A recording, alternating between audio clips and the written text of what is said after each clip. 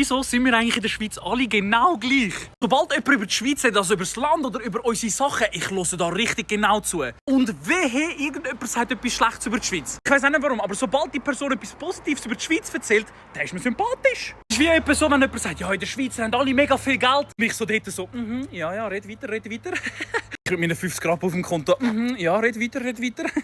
Aber auch gerade in letzter Zeit, muss ich sagen, kommen so viele Videos auf, wo Leute über die Schweiz reden. Gerade letztens, ich weiss nicht, ob ihr das auch gesehen habt, aber das Video von dem Amerikaner, der seit 3 Tagen da ist, hat ja mega lieb über uns geredet. Wir sind saubere Städte, alles mega schön, Umwelt, Berge, pipapo. Kommentare alle so, ja, okay, finden wir gut, ja. Aber sobald irgendwo ein Deutscher kommt, ja, nein, die Schweiz, nein. Was, nein, was? Sag, red, ich gebe dir Antwort.